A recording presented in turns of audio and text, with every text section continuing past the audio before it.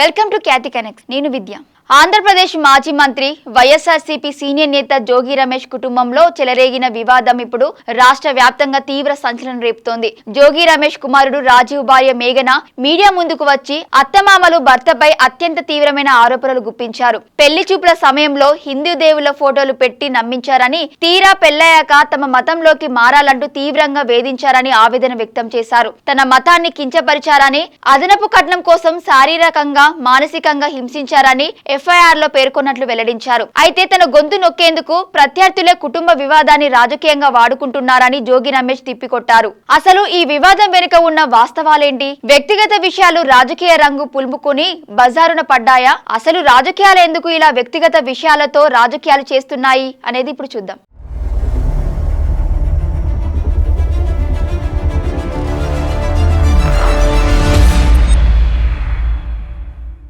మాజీ మంత్రి జోగి రమేష్ కుటుంబంలో చోటు చేసుకున్న వివాదం ఆంధ్రప్రదేశ్ రాజకీయాల్లో హాట్ టాపిక్ గా మారింది. ఆయన కోడలు మేఘన నేరుగా మీడియా ముందుకు వచ్చి తన వైవాహిక జీవితంలో ఎదుర్కొన్న సమస్యలను వెల్లడించడం ప్రకంపనలు సృష్టిస్తోంది. పెళ్లి చూపుల సమయంలో తమ ఇంట్లో హిందూ దేవుళ్ల ఫోటోలు పెట్టి తమను నమ్మించారని మేఘన ఆరోపించారు. వివాహం జరిగిన తర్వాత వారి నిజ స్వరూపం బయటపడిందని, దేవుళ్ల ఫోటోలు తీసేసి వేరే పద్ధతులు అవలంబించారని పేర్కొన్నారు. అదే కాకుండా నాకు తగిలిన ఇంకొక షాక్ ఏంటంటే, నాకు పెళ్లికి ముందు వీళ్ళు హిందూస్ అని చెప్పేసి పెళ్లి చేశారు. కానీ పెళ్లైన వెంటనే నాకు తెలిసిన విషయం ఏంటంటే వీళ్ళు క్రిస్టియన్స్.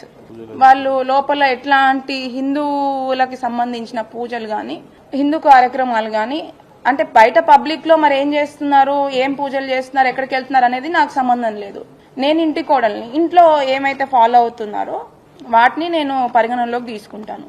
అక్కడికి వెళ్లిన వెంటనే వాళ్ళ ఇంట్లో ఒక పూజ గది లేదు. బట్ మేము పెళ్లి చూపులకు వచ్చే ముందు అక్కడ మాకు తగ్గట్టుగా అన్ని ఫోటోలు అరేంజ్ చేసి మమ్మల్ని మోసం చేసి మమ్మల్ని పెళ్లి వరకు తీసుకొచ్చి పెళ్లి చేశారు.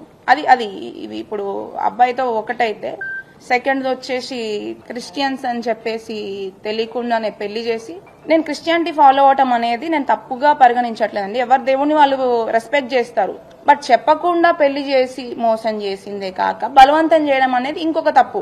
అవన్నిటిని నేను ఎఫ్ఐఆర్ లో క్లియర్ గా బైబిల్ చదువుతున్నా. నేను వాటిని అన్నిటిని నేను ప్రతి ఒక్క దాన్ని నేను రెస్పెక్ట్ చేస్తాను ఖచ్చితంగా. బట్ నన్ను బలవంతం చేయడం అనేది ఖచ్చితంగా 100% తప్పు. అండ్ మా దేవుళ్ళని ఇప్పుడు నేను వాళ్ళని బతిలాడుకోగా నాకు ఒక 3rd floor లో పూజ గది పెట్టారు. దాంట్లో కనీసం నేను అగరబత్తులు వెలిగించి గంట కొట్టాలన్నా కూడా చాలా భయపడేదాన్ని. ఎందుకంటే ఆమె ఆ టైంలో చేసిన నాకు ఆ వ్యాఖ్యల వల్ల ఫస్ట్ నాకు పూజ చేయాలన్నా కూడా దాంట్లో భయమేది. ఎందుకంటే ఆమె ఎట్లాంటి వ్యాఖ్యలు చేసిందంటే, అసలు మీ దేవుళ్ళు కూడా దేవుళ్ళేనా, అసలు ఇద్దరు అంటే నాకు శివుడు అంటే చాలా ఇష్టం అన్నమాట. ఎప్పటి నుంచో, చిన్నప్పటి నుంచి. నేను అక్కడ కూడా వెళ్ళిన తర్వాత ఆ దేవుడినే పూజించుకున్నాను. ఆ దేవుళ్ళ గురించి కూడా అసలు ఇద్దరు వైఫ్లు ఉంటారు, ఇద్దరు పిల్లలు ఉంటారు, వాళ్ళకు కూడా అన్ని మనుషుల్లాగానే అన్ని ఉన్నాయి. అసలు వాళ్ళ దేవుళ్ళు ఎట్లా అవుతారమ్మా? ఇప్పుడు నువ్వు పూజ చేసావు, ప్రసాదం పెడితే దేవుడు తినేస్తాడా అని చెప్పి ఇట్లాంటి మాటలు మాట్లాడడం కూడా చాలా తప్పు. First thing. ఇంకా నువ్వు హిందువు, మీ దేవుడిని నమ్ముకున్నావు కాబట్టి నీకు ఇట్లా అయిందేమో, మా దాంట్లోకి వచ్చేసేయి అని చెప్పి ఇట్లాంటి మాటలు మాట్లాడేదన్నమాట. నేను ఎప్పుడు కూడా ఎవరి దేవుళ్ళు వాళ్ళకే గొప్ప.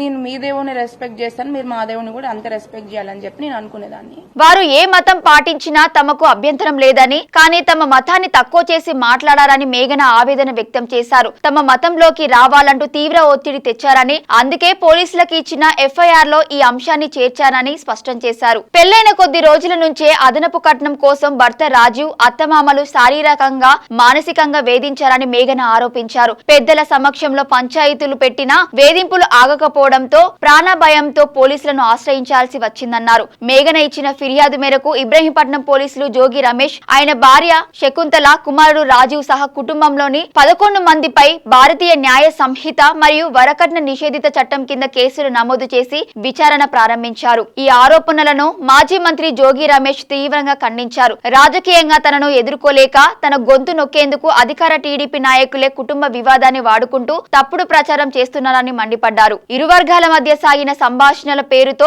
పలు ఆడియో రికార్డింగ్లు, వీడియోలు సోషల్ మీడియాలో చక్కర్లు కొడుతున్నాయి. తన వద్ద ఇంకా కీలక ఆధారాలు ఉన్నాయని మేఘన చెబుతుండటం ఈ వివాదాన్ని మరింత తీవ్రతరం చేస్తోంది. ఈ వివాదంలో రాజకీయ జోక్యం ఉందన్న ప్రచారంపై మేఘన స్పందించారు.